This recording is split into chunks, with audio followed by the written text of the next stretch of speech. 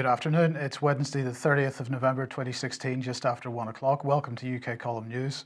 I'm your host, Mike Robinson, and joining me today, I'm delighted to say, is Alex Thomson from Eastern Approaches. No Brian today. Brian's off sick at the moment. And I'd just like to apologise for there being no news yesterday. We had a combination of Brian being off and a technical problem, which just wasn't possible. So apologies for that. But we're back. Alex, welcome to the programme. How's things in the Netherlands? Well, it's quite sunny here for a change, but it's been a few degrees below zero, actually, the last couple of days, and just warm during the daytime. People are looking fairly concerned, I have to say. The Dutch are usually quite carefree. They walk around with a happy whistle, but they're looking a wee bit somber at the moment. So cold on the continent, but things heating up with regard to whether countries are going to leave the European Union or not. This was The Independent. The countries most likely to follow Britain and leave the EU next.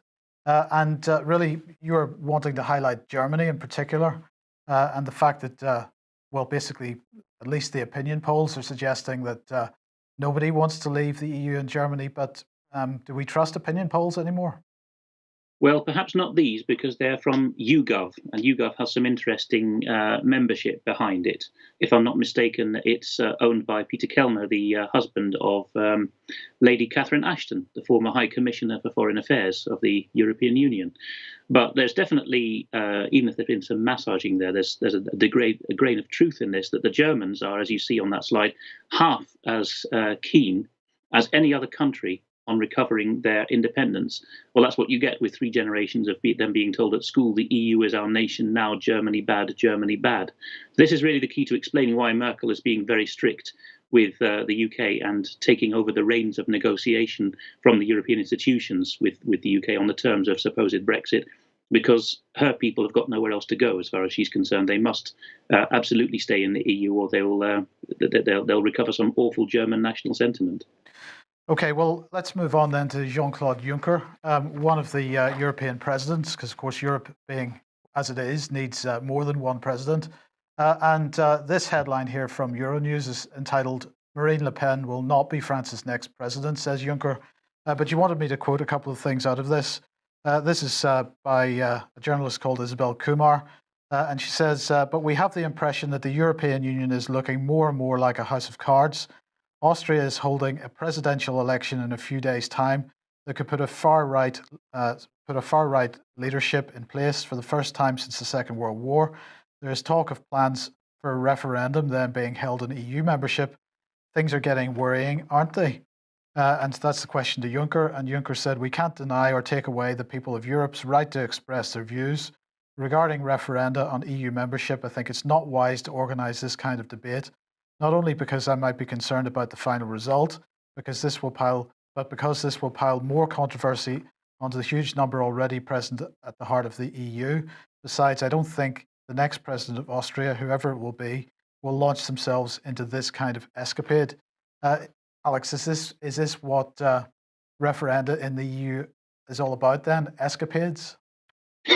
It's astonishing language, isn't it, Mike? And I mean, he's given a number of. You must read the article, by the way. It's got his frank views on everything, and in his usual marionette style of, I don't dare oppose me. So he's speaking about Britain, about the possibility of other countries leaving.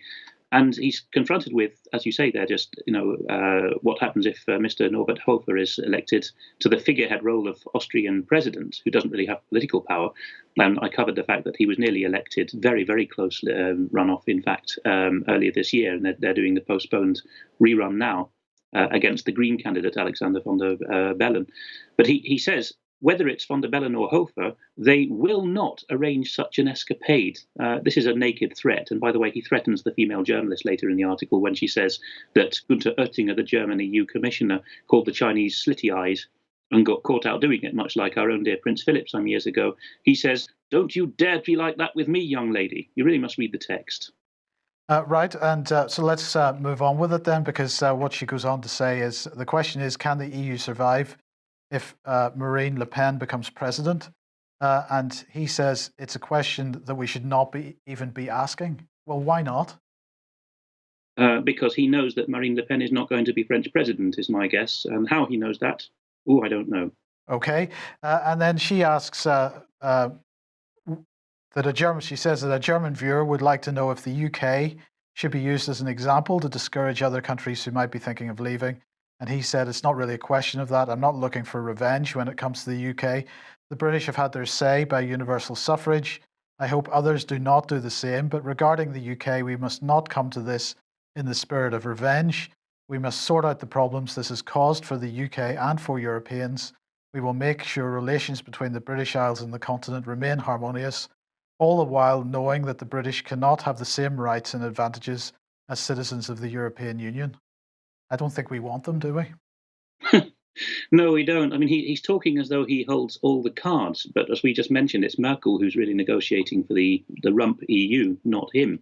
And that has rather annoyed him. Romano Prodi, the former European Commissioner, so that he had the role that Juncker now has been in the press lamenting the fact that the European Commission no longer calls the shots because these pesky member states, the powerful ones like Germany, now insist on actually having a say in the running of the EU. So the power is slipping away. And as one of our viewers has said in the chat room, Juncker is afraid. He certainly is. Okay, well, we haven't done a book spot for quite some time. So just let's talk about the Commission for a second. So you want to highlight this book, The Life of a European Mandarin, Inside the Commission. What's the point of this? What are the point are they making here? Well, it's written by a very frank Dutchman called Dirk Jan Epping, who worked for a very frank liberal market type commissioner, Frits Bolkestein. You might remember from the Bolkestein Directive, which basically threatened to have us employed in Britain by a British company under Romanian legislation because two member states were member states, right? And that was fortunately defeated. But this Epping is very frank about his own failings, and he tells us how he leaked everything to the Financial Times because that's what Mandarins do to get their way before votes, how the civil servants control the commissioners, how the commissioners have no say because the president of the commission, and more particularly the civil servants in the president's outfit, have pre-cooked everything. All very familiar stuff to me. It's a brilliant read. The translation is pretty funny as well, and I recommend you pour through this book, which is quite thick, as you see, because it has some real reminiscences. It was written about 2005, at the end of that kind of high watermark period when the EU really thought it was going to replace the nation state. Of course, we've had a decade of it collapsing since then, bit by bit, and that's coming out now with Juncker expressing it openly. But this captures the snapshot of how the EU was at its mightiest. One of the gobsmacking things in there is that he records that on the 6th of September 2001, 3 days before 9/11, they had a directive all done and dusted for completely deregulated open borders immigration to the whole EU. And this went through without a whimper from any civil servants, and the commissioners just ticked it through, and it only got stopped by 9/11. Well, I mean, you mentioned Prodi and his complaints in the press that the Commission is losing its power. Is he maybe exaggerating just a little bit here? Yes, he's lamenting the end of an era. He's 77. As you know, Gerard Batten, MEP, one of the UKIP MEPs, has outed him as a communist who was protecting KGB informers in the European Union. And what he's particularly lamenting, and you see this in the European Union, you really do, he's not just making it up, is that the meeting of the Council, right? The European body has these three bodies: the Council, the Commission, and the Parliament. And people forget about the Council. When the Council meets, that's the heads of government, often having an acrimonious all-nighter, and they actually have theoretically as much say in some things as the Commission, but for years they let their mandarins run everything through the Commission. Now they're no longer happy to do so. The French, the Italians, the Germans all come and bang their fist on the table in the way Mrs. Thatcher used to do with her handbag. So the Council is actually taking back the lead, and that's a fairly inevitable process and irreversible now. The EU will never be a superstate because the nation states are actually reasserting their will, not just Britain.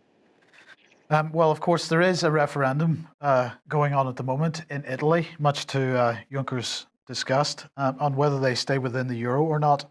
Well, this is an Italian press article commenting on a Financial Times press article, which, Alex, I mean, it certainly comes across as a threat. Basically, what the this headline is calling what the Financial Times wrote an act of financial terrorism, the Financial Times basically saying up to 8 of Italy's troubled banks risk failing if Prime Minister Renzi loses a constitutional referendum next weekend, and ensuing market turbulence deters investors from recapitalizing them.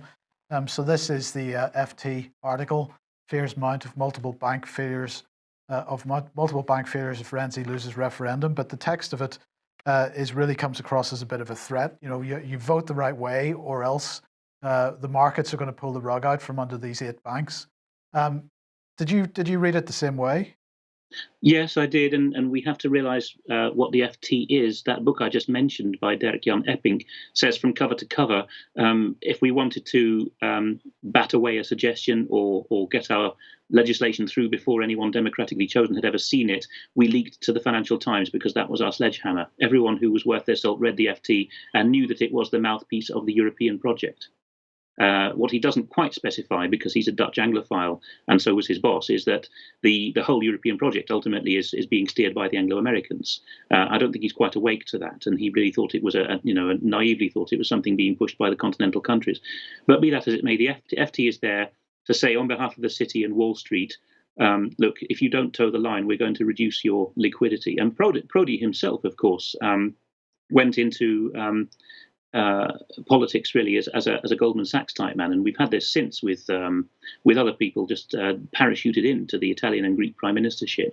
So you can see what the threat is. You know, if we don't have our man at the helm, we won't give you any more credit, and allegedly all the banks will collapse. But the Italians have seen through all this now. Yes, indeed. Well, let's move on to British banking, because the Bank of England has been busy in the last couple of days, and they've published a couple of reports. The first is the stress tests of British banks, and Royal Bank of Scotland has come out at the bottom of the pile. No surprises there. Still 73% owned by the taxpayer, and they have fallen short of these stress tests. Their deputy bank governor said it's taking a long time to move this bank forward. If you've got incompetent management, that's probably the case. But as well as that, of course, they are the most bankrupt of the British banks at the moment as well. But something that I found particularly interesting was that when they ran the stress tests on RBS, when they were running the stress tests on all the British banks, it was based on a scenario where there would be, it was a 5-year scenario, £44 billion of capital wiped out in the first 2 years, which is 5 times what happened in 2008. But under this scenario, the banks would be setting aside £48 billion of costs, which would be incurred to pay fines and legal costs. So in other words, Alex, this absolutely staggers me, because what they're saying, what the Bank of England is saying, is we're going to run a stress test on the banks. We're going to see whether that stress test identifies any problems. One of the problems that we have to test against is the fact that the banks are so corrupt that they're going to incur all kinds of legal costs and compensation costs should there be another financial crash.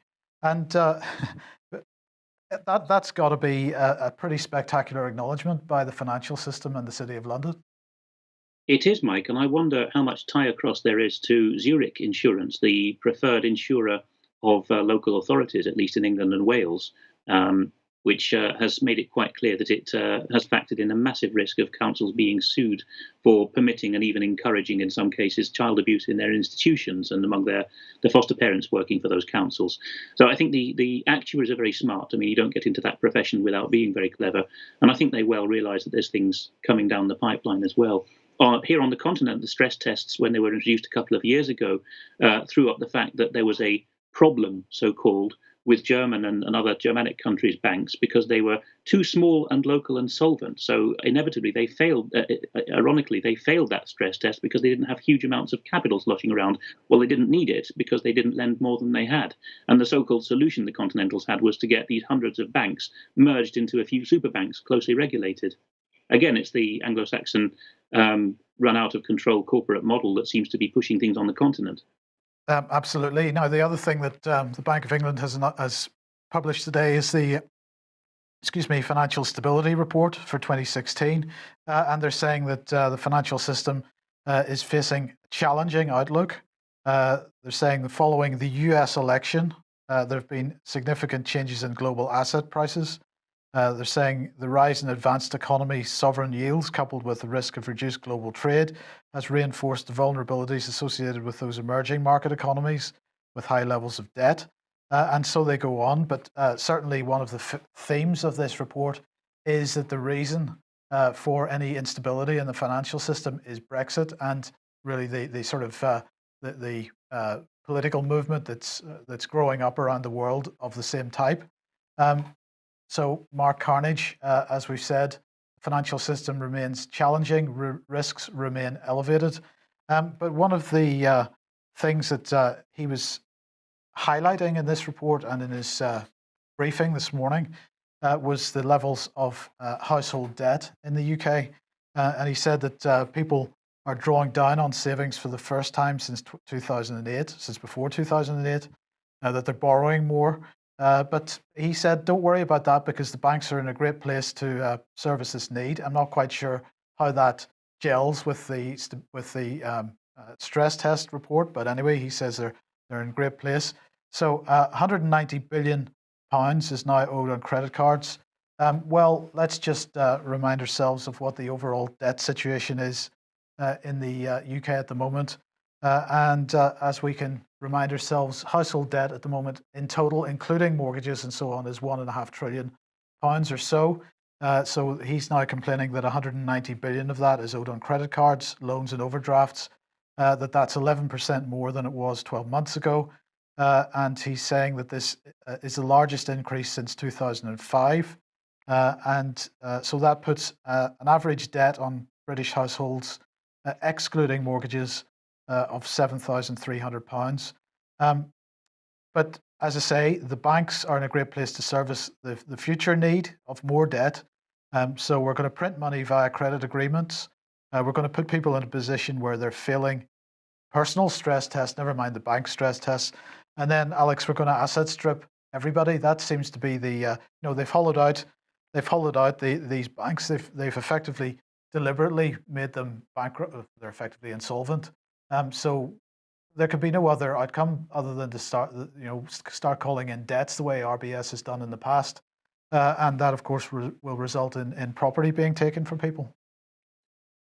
Property, absolutely. And if you look at how this happened in ancient history as well, if people are obliged to pawn or mortgage their houses to sell their debts and that doesn't work, the next thing that happens, described in many ancient texts, is that the creditors, often foreign gentlemen, even in those days, came along and took your children to work as slaves. So I think that kind of indicates what's going on with these national service projects. Yes. Okay, well, let's move on to Europe now. This is sort of constitutional issues, and this is the Telegraph here. The headline is Dutch MPs vote to ban the burqa in public places. When your comment to me was this goes beyond burqa. It does. It's you can't have a balaclava on if it's cold. There's requirements, not just religious, but traditional, customary for all kinds of people to have face coverings. Now, the Dutch have claimed that they have excluded cultural wearing or cultural festivals, I think is the wording of the Dutch bill. But in the Dutch system, that's never going to be challenged by a jury because they don't have them. It's going to be interpreted by jurisprudence, legislating from the bench. And of course, they're all dead against burqas and niqabs because they believe in this one-dimensional idea of stopping the oppression of women. And it's interesting that we've had this bogus climate of terrorists lurking around every corner, which gets the middle classes thinking, well, unfortunately, we just have to give up these liberties now because we're not safe. And once you've pointed that in people's minds, it's almost welcomed rather than derided that you tell people what they need to wear in public. And where does this leave people that perhaps want to wear masks at a demonstration or cover their faces in some way at a demonstration? Well, absolutely. That's not a cultural festival. I mean, the kind of thing they're thinking of excluding is down in Brabant, in the south of the country here. They have these carnivals in February, and then they put on these colourful masks and, frightening ones and dance around. And that's probably the kind of thing that will be excluded because it's traditional. But you see that, and anyone else who wants to cover their face for a host of legitimate reasons, some medical, is going to be tackled by policemen. And this is spread through all the most statist countries now, France, Belgium, and the Netherlands, and Germany, I think, maybe next, and Britain is talking about it, though how you can square that with common law, I don't know. Well, indeed, that's a good question. And speaking of common law, this is another Telegraph article: enshrine new conscience clause for Christians in Bill of Rights. So we're absolutely pushing for this new Bill of Rights, which of course completely undermines and infringes our current Bill of Rights, which is a common law contract, as it were. Yeah. But give us the background to this. Well, the couple you see there are the Ashers, the baking couple from Northern Ireland. I think only overseas viewers would perhaps not be aware of them, and even there, this case has received big coverage. They were asked by a customer who didn't even say he was homosexual, so they were not discriminating against him on that basis, and they'd served him before. He said, "I want a cake with support gay marriage on it," and they said, "We can't put that message on the cake." This was taken to the Northern Ireland equality and human rights people as if it were discrimination against him rather than against the message, and this was upheld even on appeal.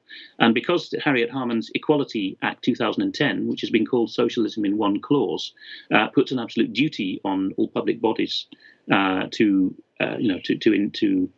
uphold these principles, and we've had it subsequently confirmed by the Supreme Court that they regard that as constitutional legislation on a par with Magna Carta and the Bill of Rights, that 2010 Equality Act. Therefore, that's regarded as a settled thing that we can't touch in our constitution, although it's only a statute. And now, having to come to terms with this, we're having to pile legislation upon legislation. So, again, as with the Dutch burqa situation, a false dichotomy: people unaware of their constitutional parameters and their history, unaware of how they've been exploited and tyrannized in the past. They're easy prey for this kind of thing. Wherever you see the word enshrine, you know that something dodgy is going on. Because enshrine is, as you would put it, Mike, and have done before, is a government saying we are giving you some rights, which in our munificence we might take away again. If you only enshrine things if they're not God-given in the first place. Absolutely. Now, of course, something that happened yesterday, I think it was yesterday, was royal assent was given to the Investigatory Powers Bill. And as Ian Crane mentioned on Humanity versus Insanity on Monday night, this makes Britain the most surveilled country in the world, I think, and really puts Stasi Germany and Stalinist Russia to shame, Alex. And well, let's just put this up, because the campaign, the petition to repeal the new surveillance laws is now at 144,791. That was this morning, a couple of hours ago. I think everybody should be signing this, really, but if it critically is over the 100,000 signature threshold that requires the government to consider this for debate in Parliament. It's pretty clear that they are pretty excited about these laws. They're calling it a landmark bill, which sets out and governs the powers available to the police, security, and intelligence agencies to gather and access electronic communications. And it has received royal assent. They're saying it will ensure that law enforcement and the security and intelligence agencies have the powers they need in a digital age to disrupt terrorist attacks, subject to strict safeguards and world-leading oversight. Well, that should make us all feel very good. The new legislation brings together and updates existing powers while radically overhauling how they're authorized and overseen. And they go on to say that it protects both privacy and security of the public by introducing a range of things that I'm not going to go through at the moment. Amber Rudd had this to say. She's the Home Secretary. She said, "This government is clear that at a time of heightened security threat, it is essential our law enforcement, security, and intelligence services have the powers they need to keep people safe." So that's really good, isn't it? And, I think we've made this point before, Alex, that this legislation, as draconian as it is, probably doesn't provide anything that hasn't been already taking place. So in other words, the security services, GCHQ and MI5, MI6, and Special Branch, in fact, have been doing things which were probably illegal over the last few years, and just not worrying too much about the law. This pretty much normalizes the situation, perhaps. But of course, you can't change the fact that the law was broken in the past, and you can apply legislation retrospectively. But nonetheless, this is a pretty serious development. It is, Mike, and the thinking which you've outlined there is you enumerated the options of what to do when you've discovered that law has routinely been broken in the past.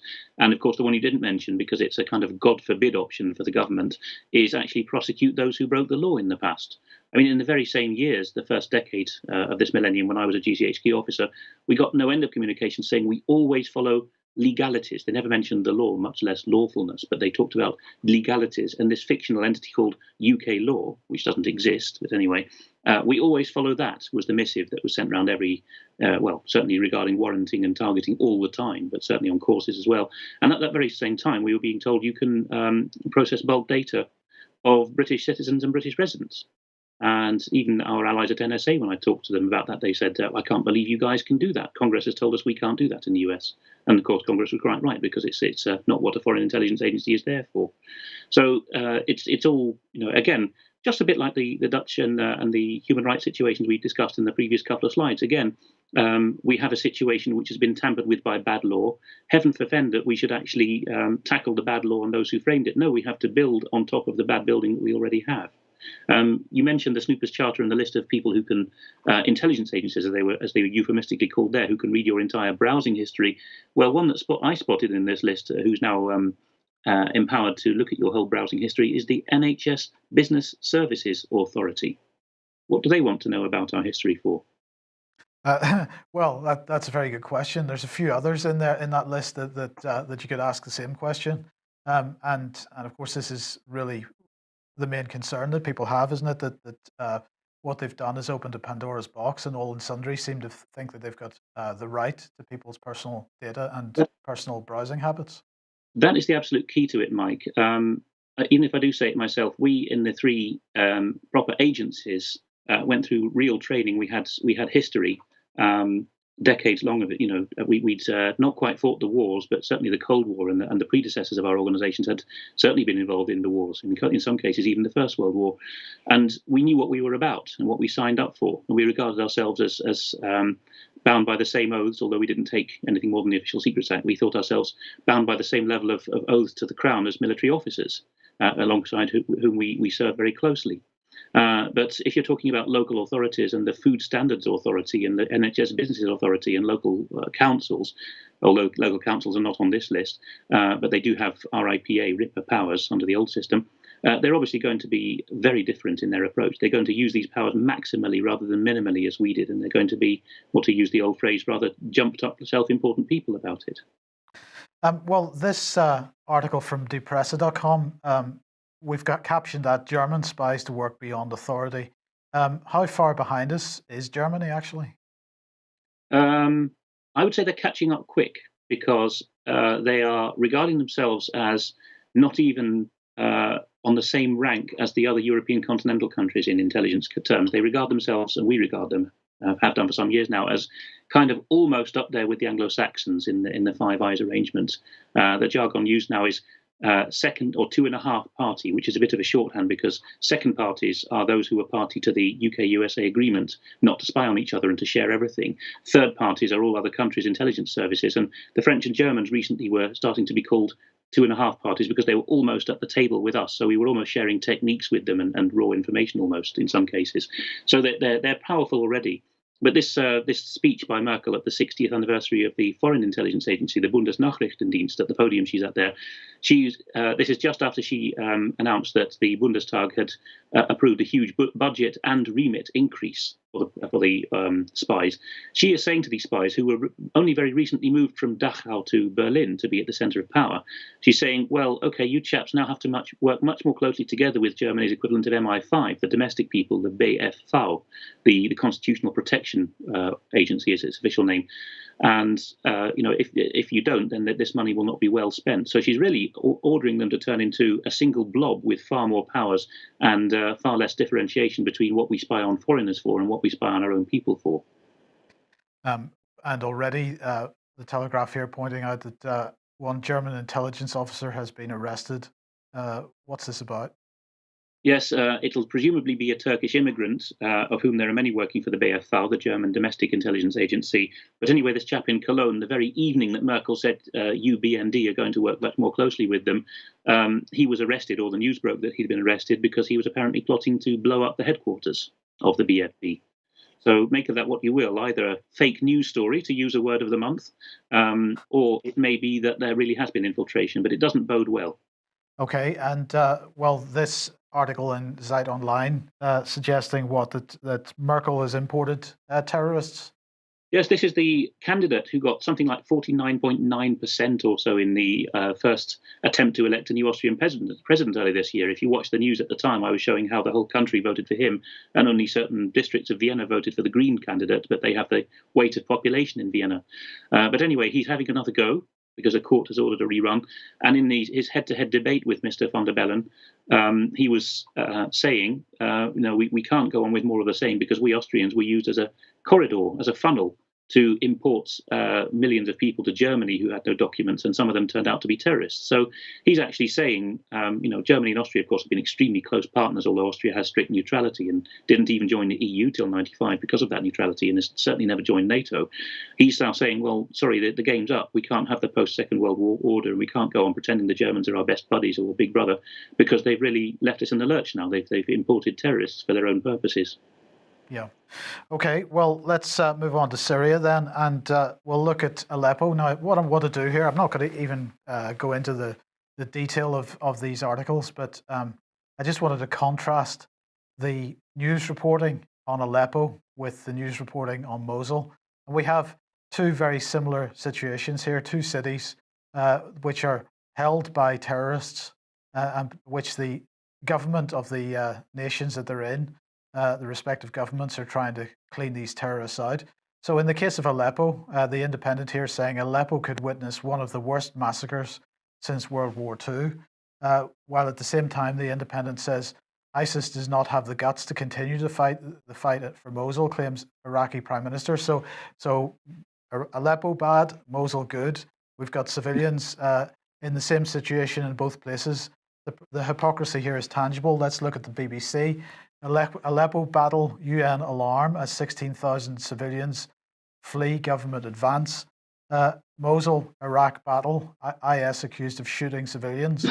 The same types of things are going on in both places, where people are trying to leave eastern Aleppo. They're being stopped by the terrorists that are there, who are shooting them in the back as they try to leave.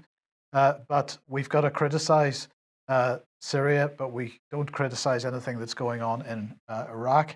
And if we just go a bit broader, then tens of thousands, this Middle East Eye, tens of thousands flee Syrian armies, East Aleppo advance. And at the same time, we're saying Iraqi forces assault villages outside Mosul, face IS bombers. So the story about Mosul is very positive, and the story about Aleppo is continues to be extremely negative, Alex. And this I don't even know how to describe it. It goes beyond just simple hypocrisy. Yeah, it's breathtaking, and I don't think that the deceit is going to last much longer, because I don't know if you've seen this in Western press, Mike. The latest I'm seeing in Russian press is that the whole of North Aleppo has now been liberated by Syrian Arab army and Russian troops. And well, I don't know if there's ground support, but certainly Russian military support there to the operation.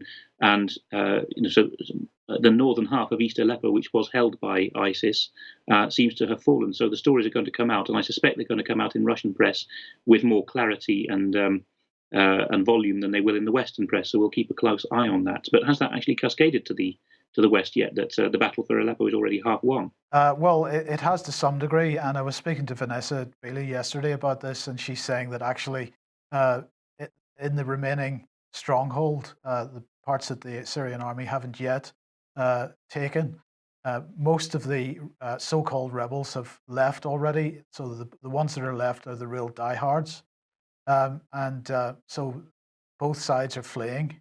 Well, we've been hearing rumors that, in fact, there have been attempts to intervene by the West to remove some of the real diehards from eastern Aleppo. And you say, well, why would they want to kill their own people effectively? The view is that they are particularly the Western governments are particularly worried about the stories that are going to come out of eastern Aleppo once this thing is done and dusted. Because the rhetoric that they've been pushing for the last couple of years is going to fall on its head at that point. Well, they would do, wouldn't it? Because they would be saying, these were the people who appeared on Western TV screens saying, "Help us against evil Assad, who gassed his own people," and this is what these Western friends did to us. So I can quite imagine they would rather put a quick end to those gentlemen's lives first. It's not the first time the West has done things like that. No, absolutely. And we can't go past without noting what Boris Johnson said about this. I call on those with influence on the regime, especially Russia and Iran, to use this to end the devastating assault on eastern Aleppo and ensure the UN's humanitarian plan for the city can be implemented. The assault is threatening humanitarian catastrophe. Hundreds of civilians are reported killed in the past fortnight and thousands displaced by attacks over the weekend. We need an immediate ceasefire in Aleppo and immediate access for impartial humanitarian actors to ensure the protection of vulnerable civilians fleeing the fighting. These are humanitarian imperatives. He doesn't say this about Mosul, and I just want to keep making this point because this is an untenable situation, an untenable position for the British government to take. It is. They're neighbouring countries, and the whole point of ISIS trying to dismember the Sykes-Picot agreement is that Syria and, well, certainly eastern Syria, western Iraq, were the same tribal area before Britain and France carved them up, and so there's a very close cultural and social unity between the two cases.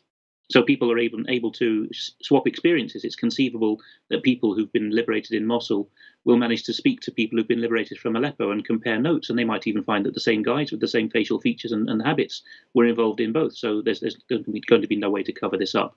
Incidentally, an anonymous German, or I think it was just quoted as a European diplomat, but it's clearly a German, has been quoted in the last week as saying, "I'm fed up talking to this Johnson. I don't take him seriously anymore. Will you please send someone serious to talk to us?" Wow, that's some comment. Well, look, you mentioned fake news a few minutes ago, so let's look at the BBC because that's always a good place to go if you want some fake news. And back in October, they reported the Syrian aid convoy attack. And this particular article is headlined Syria aid convoy attack, what we know.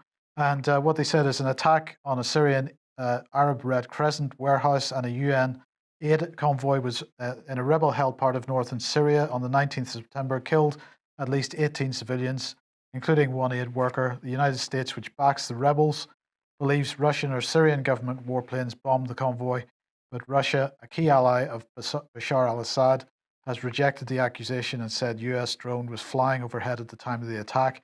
And they go through the whole thing. They say they ask what happened and they give some spiel. They ask who's to blame, and they ask, was this a war crime?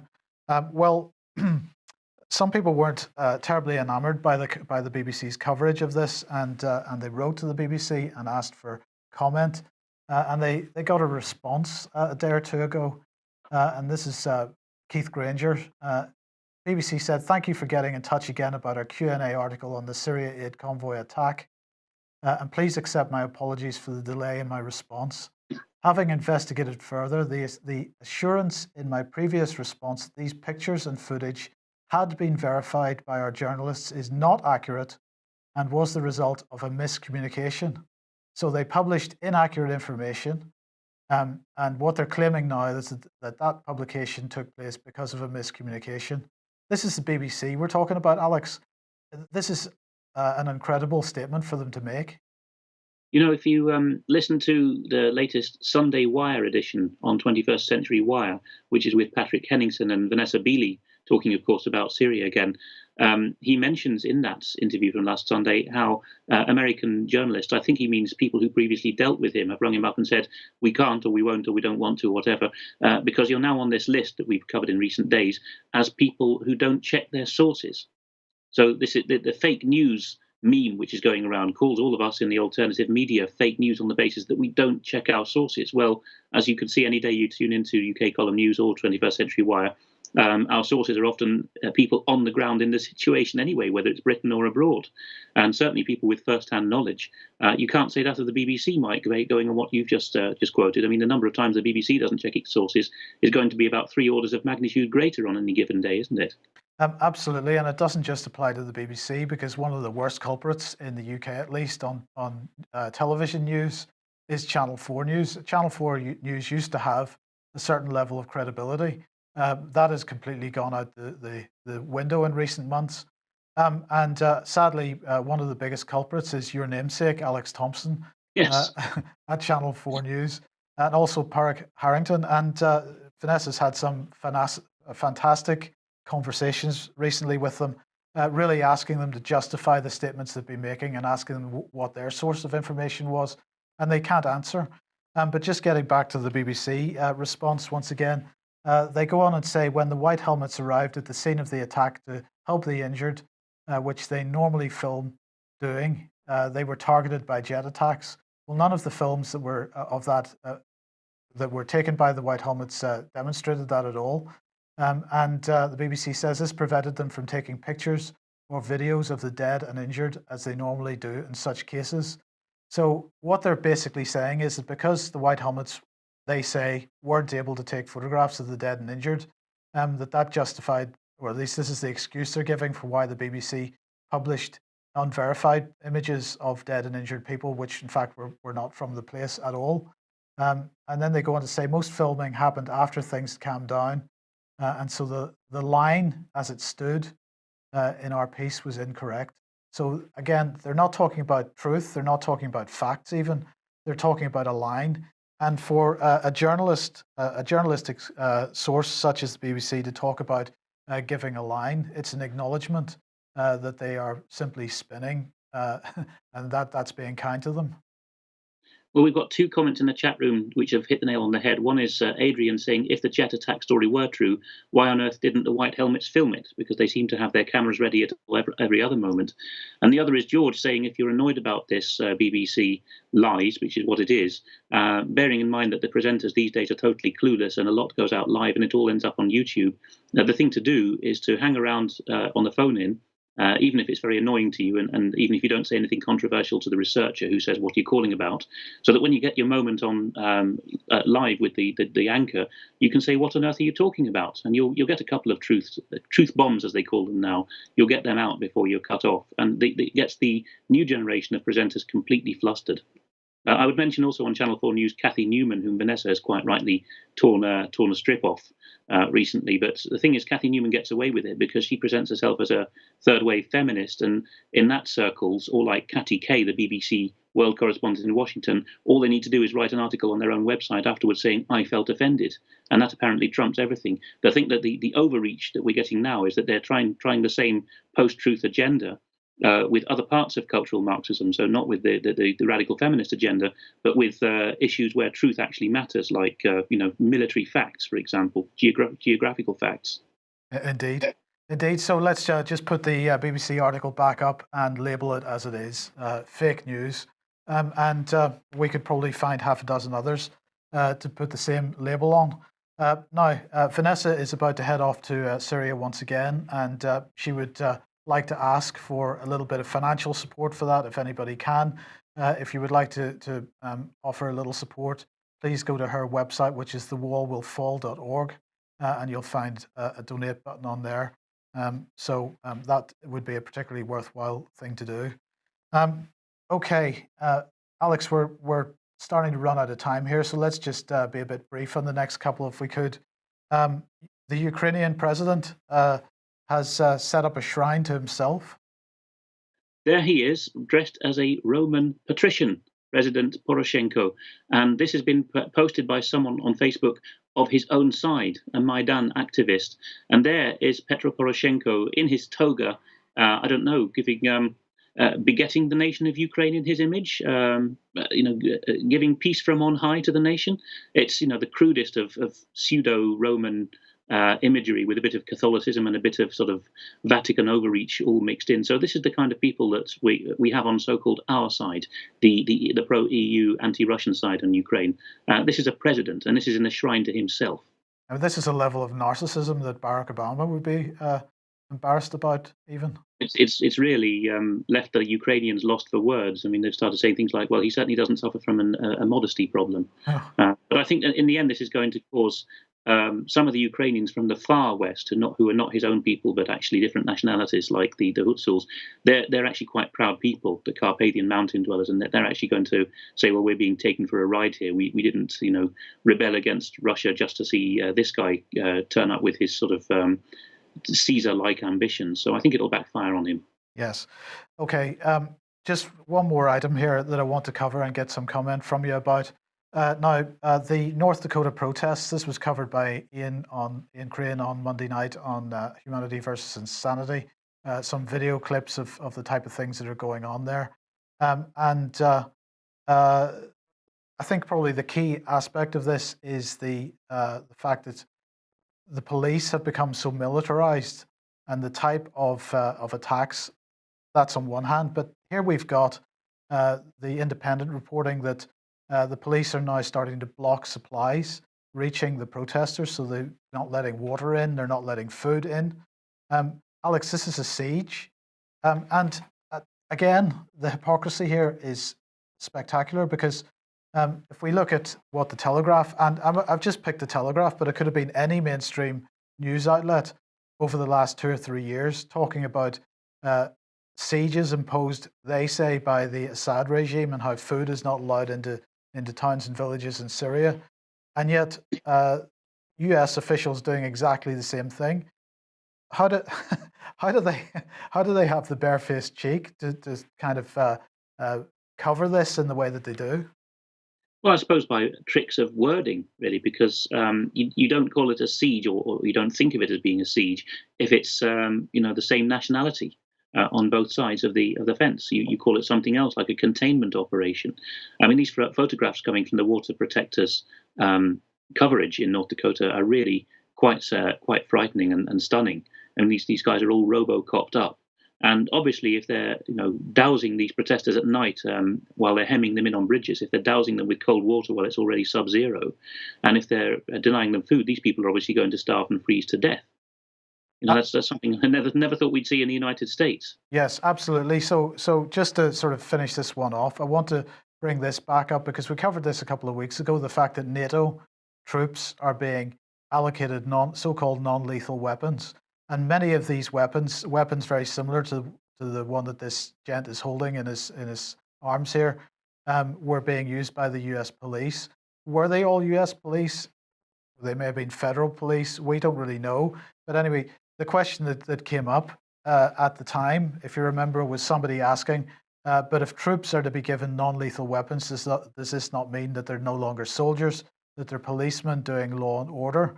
And this was a good question. Now, I highlighted the equipment that they were being given, these so-called less lethal weapons. And these are the rounds that they fire, which are a kind of baton round. And they range from impact only to impact plus an irritating effect. So the material that's inside them actually irritates the skin. And a whole range of different paint colors in between. So you can tag people with different paint colors if you want to identify them later. And some of these types of ballistics were being used with the water protectors, and you could see some of them with the colored paint blobs on them.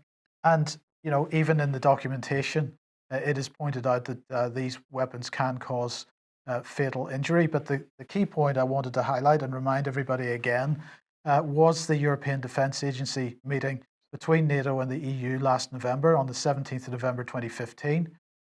And this is the happy couple. They're always kissing each other every time they meet. And I don't know what's going on there, but this is Jens Stoltenberg and Federica Mogherini.